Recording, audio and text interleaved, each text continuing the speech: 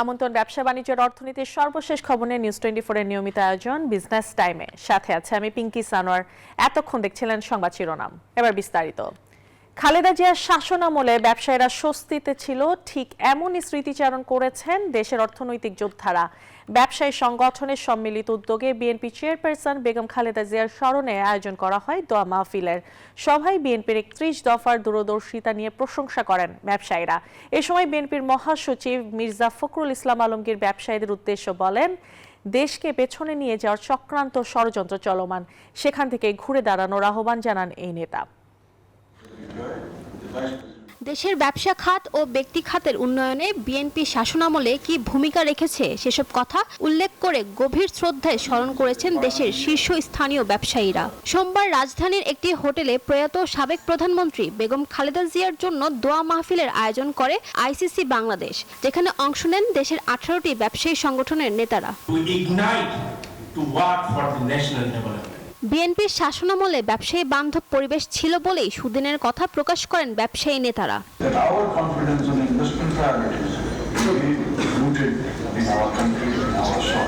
তার শাসনামলে দেশের সামগ্রিক অর্থনৈতিক ভিত্তিকে সুদৃঢ় করতে ভূমিকা রাখে। ব্যবসা বান্ধব একটা প্রাইভেট সেক্টর ড্রিভেন ইকোনমিতে আমরা সবাই ওনার সাথে সাথ দিব। বিএনপির শাসনামলে শেয়ার বাজার থেকে দেশের অর্থনীতি ঊর্ধ্বমুখী ছিল, এমনটা জানান বিএনপির স্থায়ী কমিটির সদস্য আমির খসরু মাহমুদ চৌধুরী। তিনি বলেন, দেশের মূল প্রতিষ্ঠানগুলোকে খালেদা জিয়া কখনো দলীয়করণ করেননি, তাই বিগত শাসনামলের মতো আগামী দিনে দেশকে ব্যবসায়ী বান্ধব করার পরিকল্পনা বিএনপির। বাংলাদেশের মূল যে প্রতিষ্ঠানগুলো সেগুলোকে উনি রাজনীতিকরণ করতে দেয়নি। আমি এক্সাম্পল হিসেবে বলতে পারি, বাংলাদেশ ব্যাংকে কোনো রাজনীতি অ্যাপয়েন্টমেন্ট হয় নাই কোনো সময়। এদিকে সভায় বেগম খালেদা জিয়ার সঙ্গে ঘটে যাওয়া আওয়ামী সরকারের নির্যাতনের কথা জানান মির্জা ফখরুল। বলেন, ফ্যাসিস্ট আমলে নিম্ন আদালত থেকে উচ্চ আদালত সবাই যেন আওয়ামী লীগকে সন্তুষ্ট করতেই ব্যস্ত ছিল।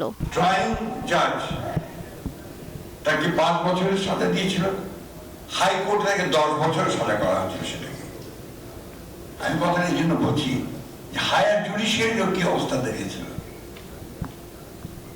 সবাই যেন তুষ্ট করতে পারলেই খুশি হয়। দেশকে পেছনের দিকে নিয়ে যাবার চক্রান্ত মোকাবেলায় ব্যবসায়ীদের ভূমিকা রাখার আহ্বান জানান মির্জা ফখরুল। সবাই ঐক্যবদ্ধ হয়ে বাংলাদেশের একটা নতুন ভবিষ্যৎ নির্মাণ করব। ফারজানা রিয়া, নিউজ 24, ঢাকা। সম্মিলিত ইসলামী ব্যাংকের উপর আস্থা রাখছেন গ্রাহকরা, এমন দাবি করে বাংলাদেশ ব্যাংকের governor doctor Ahsan H Mansur বলেছেন, ব্যাংকটির কার্যক্রম শুরু হওয়ার পর গ্রাহকের মধ্যে বড় ধরনের চাপ তৈরি হয়নি। প্রথম 2 দিনে 107 কোটি 77 লাখ টাকা উত্তোলন করেছেন গ্রাহকরা, বিপরীতে আমানত রেখেছেন 44 কোটি টাকা। তিনি আরও বলেন, নতুন আমানতের টাকা যে কোনো সময় উত্তোলন করা যাবে। এদিকে সম্মিলিত ইসলামী ব্যাংকের জবাবদিহিতা এবং স্বচ্ছতা আনতে ফরেনসিক অডিট হবে বলেও জানান গভর্নর। আনুষ্ঠানিকভাবে যাত্রা শুরু করেছে দেশের সর্ববৃহৎ সরকারি মালিকানাধীন সম্মিলিত ইসলামী ব্যাংক। 1 জানুয়ারি থেকে শুরু হয়েছে লেনদেন। ব্যাংকটির কার্যক্রম নিয়ে বাংলাদেশ ব্যাংকে এই সংবাদ সম্মেলন। এ সময় কেন্দ্রীয় ব্যাংকের গভর্নর বৃহস্পতি ও রোববার এই 2 দিনে ব্যাংকটির লেনদেনের চিত্র তুলে ধরেন। দাবি করেন, সম্মিলিত ইসলামী ব্যাংকের উপর আস্থা রাখছেন গ্রাহকরা। সর্বমোট নাম্বার অফ উইথড্রয়াল হয়েছে 5টা ব্যাংক থেকে, মানে টাকা তুলে নিয়ে গেছে গ্রাহকরা 13,314। এর মাধ্যমে টোটাল যে অ্যামাউন্টটা উইথড্র করা হয়েছে সেটার পরিমাণ হচ্ছে 107 কোটি 77 লক্ষ। 44 কোটি টাকা ডিপোজিট হয়েছে, নতুন ডিপোজিট এই 2 দিনে। নেট অফ করলে এটা 63 কোটি টাকার মতো নেট উইথড্রয়াল হয়েছে, যেটা আমি মনে করি যে খুবই সন্তোষজনক একটা সিচুয়েশন। তো এটা প্রমাণ করে যে জনগণের একটা আস্থা আছে। বড় ডিপোজিটগুলোকে আমরা একটু ধীরে ধীরে উইথড্রয়ালের ব্যবস্থা করেছি। 2 বছর পর্যন্ত তারা ফুল উইথড্রয়াল করতে পারবেন না। যাদের লিকুইডিটি প্রয়োজন, অর্থাৎ আমার 10 কোটি টাকা আছে বা 100 কোটি টাকা আছে, আমি যদি এখানে আমার টাকার দরকার, আমি এইটার এগেনস্টে কিন্তু ইমিডিয়েটলি 20% লোন নিতে পারবো। গভর্নর জানান, 5টি ব্যাংকের অতীত অনিয়ম খতিয়ে দেখতে ফরেনসিক অডিট হবে। তবে একই সঙ্গে দক্ষ ও সৎ কর্মকর্তারা যেন নিরাপদ ও স্বচ্ছ পরিবেশে কাজ করতে পারেন সে বিষয়েও গুরুত্ব দেওয়া হবে। যদিও সরকারি ব্যাংক, এটা কিন্তু সরকারিভাবে চলবে না, এটা চলবে বেসরকারিভাবে। আমরা চালাতে চাই বেসরকারি দক্ষ ব্যাংক হিসেবে, আমরা কাউকে ছাঁটাই করতে চাই না, এটা আমরা বলতে চাই। কিন্তু যদি কারো অপরাধের সাথে সম্পৃক্ততা পাওয়া যায় সেই ক্ষেত্রে কিন্তু কারো ছাড় দেওয়াও হবে না। এটা সরকারেরও সিদ্ধান্ত, আমাদেরও সিদ্ধান্ত, বোর্ডেরও সিদ্ধান্ত। তাই আমরা যে ফরেন্সিক অডিট করতে যাচ্ছি, সেই ফরেন্সিক অডিটের মূল উদ্দেশ্য হচ্ছে দুটো জিনিস আইডেন্টিফাই করা, যে এই ব্যাংকগুলোর এই অবস্থার জন্য দায়ী কারা, কোথায় টাকাগুলো গেল, কিভাবে গেল। এ সময় ব্যাংকটির চেয়ারম্যান জানান, শরিয়া ভিত্তিক মুনাফার হার বাজার দরের সঙ্গে সামঞ্জস্য রেখে নির্ধারণ করা হয়েছে। বিদ্যমান ও নতুন পণ্য একীভূত করে গ্রাহকদের জন্য নতুন নতুন শরিয়া সম্মত প্রোডাক্ট চালু করা হবে। জানান, বিনিয়োগ বাড়াতে নতুন উদ্যোগ নেওয়া হচ্ছে। বিনিয়োগ বৃদ্ধির জন্য আরো নতুন নতুন এভিনিউজ এবং কিভাবে করা যায় এবং গ্রাহকদেরকে আকৃষ্ট করা যায় সেজন্য আমরা কিন্তু কাজ করছি। এবং আপনারা আসলে খুশি হবেন যে আগামী 19 তারিখে নতুন ব্যাংকের একটা লঞ্চিং প্রোগ্রাম হবে। রিয়াদ সুমন, নিউজ 24, ঢাকা। 30তম ঢাকা আন্তর্জাতিক বাণিজ্য মেলায় প্রতি বছরের ন্যায় এবার আনুষ্ঠানিকভাবে প্যাভিলিয়ন উদ্বোধন করেছে সোশ্যাল মার্কেটিং কোম্পানি এমএমসি। অনুষ্ঠানে উপস্থিত ছিলেন এসএমসির ব্যবস্থাপনা পরিচালক ও প্রধান নির্বাহী কর্মকর্তা তসলিম উদ্দিন খান, ঊর্ধ্বতন কর্মকর্তাবৃন্দ। এ সময় তসলিম উদ্দিন খান বলেন, পরিবার পরিকল্পনা, পুষ্টি, মা ও শিশু স্বাস্থ্য সহ বিভিন্ন ক্ষেত্রে এসএমসি জনসাধারণের জন্য মানসম্মত সেবা নিশ্চিত করে আসছে। এবারের মেলায় এসএমসির প্যাভিলিয়নে অন্যতম আকর্ষণ হলো ব্রেস্ট ফিডিং কর্নার, যেখানে মায়েরা নিরাপদে শিশুদের মাতৃদুগ্ধ পান করাতে পারবেন। এছাড়াও প্যাভিলিয়নে পাওয়া যাবে এসএমসির সকল পণ্য।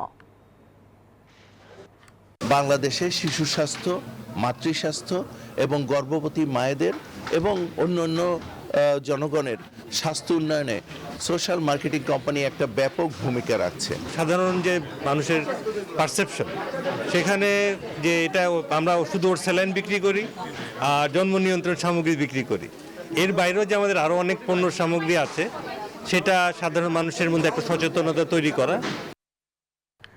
যশোরে সরিষা ফুলের মধু উৎপাদন করে ভাগ্যের চাকা ঘুরেছে খামারিদের। মধু চাষ করে নিজেরাই স্বাবলম্বী হচ্ছেন না, অবদান রাখছেন অর্থনীতিতেও। মৌ খামার ঘিরে কর্মসংস্থানের সুযোগও তৈরি হয়েছে অনেক বেকার যুবকের। আর ক্রেতারা খাঁটি মধু কিনতে পেরে খুশি। বুলবুল শহীদ খান হিমেলের তথ্যচিত্রে ডেস্ক রিপোর্ট। বিস্তীর্ণ মাঠ জুড়ে সরিষা ক্ষেত, ঝাঁকে ঝাঁকে উঠছে মধুকর, বসে ফুলে ফুলে। মুহূর্তে ফিরে যাচ্ছে সামনে সাজিয়ে রাখা বাক্সে, বাক্সবন্দি চাকে জমা হচ্ছে মধু। এ চিত্র যশোর সদরের একটি ফসলের মাঠ জুড়ে। সাতক্ষীরার শ্যামনগরের মুন্সিগঞ্জ সুন্দরবন এলাকার মধু খামারি উৎপল কুমার মণ্ডল তার বাড়ি থেকে বেরিয়েছেন সদুয়েক মৌমাছির বাক্স নিয়ে। যেখানে ফুল সেখানেই ছোটেন তিনি, সারি সারি সাজিয়ে রাখেন বাক্সগুলো, আর মৌমাছিরা ব্যস্ত হয়ে ছোটে ফুল লক্ষ্য করে। আর এভাবেই গড়েছেন অস্থায়ী মধু উৎপাদন কেন্দ্র। মাঠের যোগাযোগ আছে, এরপরে আসবে আমাদের সরিষা, এটা হচ্ছে নাবি শস্য হয়ে গেছে। এবার এই প্রথম শস্য এইটা, নাবি শস্য আমাদের এতে সিরাজগঞ্জ যাবো ওইখানে, এই শনিবার রবিবার চলে যাবো সিরাজগঞ্জ। সিরাজে ওখানে থাকবে 1.5 মাস। শুধু উৎপল কুমারী নয়, যশোর সদর উপজেলায় মধ্যবর্তী ফসল হিসেবে সরিষার চাষ বৃদ্ধিতে বেড়েছে মধু চাষীদের ভিড়ও। যারা মধু চাষী আছেন তাদের জন্য এটা কিন্তু অত্যন্ত বড় একটা উপলক্ষ যে এত পরিমাণে সরিষা বাংলাদেশে এখন চাষ হচ্ছে এবং তারা একেবারে সরিষা ফুলের মধু উৎপাদনের সুযোগ পাচ্ছেন আরো বেশি পরিমাণে। সরিষা ক্ষেতের পাশে মধুর উৎপাদন দেখতে ভিড় করেন ক্রেতারা। নিজ চোখে দেখে কিনে নেন খাঁটি মধু। যাওয়ার পথে দেখলাম যে এখানে মধু চাষ করছে, আমি আমার এই ছেলেটারে বললাম যে ঠিক আছে, যাওয়ার পথে যে এখানে অরিজিনাল মধু হয় তাহলে আমি নেব। বাজারে এখন চিনি ভাজানো মধু অ্যাভেলেবেল, ভাবলাম একটু খাঁটি মধু খেয়ে দেখি, যেহেতু চাষের মধু ইনশাল্লাহ ভালো। ক্ষেতের থেকে মধু আহরণ করা হচ্ছে, যার জন্য সবার বিশ্বাসযোগ্যতা বাড়ে।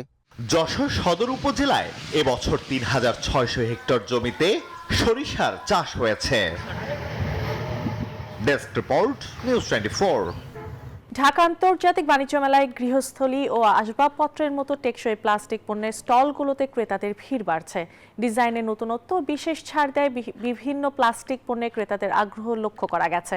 ক্রেতাদের দৃষ্টি আকর্ষণে বিক্রেতারাও নিচ্ছেন নানা উদ্ভাবনী পন্থা। খাদ্য সংরক্ষণ, পানি বহন ও গৃহস্থালী সামগ্রী থেকে শুরু করে কৃষি ও শিল্প খাত, সব ক্ষেত্রেই প্লাস্টিক গুরুত্বপূর্ণ ভূমিকা রাখছে। এবারের বাণিজ্য মেলায় রয়েছে প্লাস্টিকের নানা পণ্যের সমাহার। নানা বৈচিত্র্যের এই পণ্যে বেড়েছে ক্রেতাদের আগ্রহ। এই মেলাতে তো সস্তা আছে, শখ করে আসছে, তারপরে সস্তাও আছে, কারণ 120 টাকার বাইরে কিন্তু অনেক বেশি। দাম কম হয় এবং মেলায় বিশেষ ছাড় থাকায় একসঙ্গে বেশি করে পণ্য কিনছেন দর্শনার্থীরা। প্লাস্টিক হাতের থেকে পড়লে ভাঙে না, আর কাঁচেরটা হাতের থেকে পড়লে ভেঙে যায়। বিক্রেতারা বলছেন মেলায় প্রদর্শিত প্লাস্টিক পণ্যের মান ভালো হয়, ক্রেতাদের চাহিদা বাড়ছে। এখানে কোয়ালিটি ভালো, সব চায়না প্রোডাক্ট বিক্রি করি 120 টাকা, যেগুলো মার্কেটে বেচে 150 টাকা, এগুলো মার্কেটে 150 টাকা, আমরা 120 টাকা বিক্রি করি। অবশ্যই একটা ফ্যামিলির পুরো সব ফ্যামিলির যা আছে এখানে সব পাবে। কম দামে পাওয়া যায়, কিনেও মানুষ সাশ্রয় পায়, একসাথে 4-5টা জিনিস পাওয়া যায়, একটু কম দামে বিক্রি করি। ফ্যামিলি সহকারে আসে তো, যার যার প্রয়োজনীয় জিনিস এরা তো প্রয়োজনীয় বাসার জন্য ব্যবহার করে, প্রয়োজনীয় জিনিস যার যে কটা লাগে ওই কটা একসাথে নিয়ে নেয়। মেলায় অনেক ধরনের ডিজাইন থাকায় ক্রেতারা পছন্দ মতো পণ্য বেছে নিতে পারছেন। প্রত্যেক দিনের জন্য লাগে দেখে একটু কম প্রাইসে নেওয়া যায়, এর জন্য আমরা নিলাম আর কি।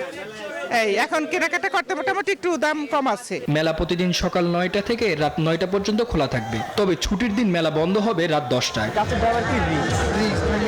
মামুন ইসলাম, নিউজ 24, ঢাকা। ভেনেজুয়েলায় মাদুরো সরকারের পতনের পর দেশটির তেল খাত চাঙ্গা করতে নড়ে চড়ে বসেছে যুক্তরাষ্ট্র। মার্কিন প্রশাসন সাফ জানিয়েছে, এক্সন বা কোনোকো ফিলিপস যদি তাদের পুরনো পাওনা ফেরত চায় তবে আগে ভেনেজুয়েলার নতুন করে বিনিয়োগ করতে হবে। মার্কিন প্রেসিডেন্ট ডোনাল্ড ট্রাম্প দাবি করেছেন কোম্পানিগুলো এই উদ্যোগে রাজি হয়েছে, তবে বিশ্লেষকদের মত দেশটির অবকাঠামো ধ্বংস হয়ে যাওয়া এবং নিরাপত্তার অভাবে সেখানে এখনই বিনিয়োগ করা ব্যবসায়ীদের জন্য ঝুঁকি হয়ে দাঁড়াবে। তারপরও বিশ্ববাজারে তেলের সরবরাহ বাড়াতে কোম্পানিগুলোকে এই কঠিন শর্ত দিচ্ছে মার্কিন প্রশাসন।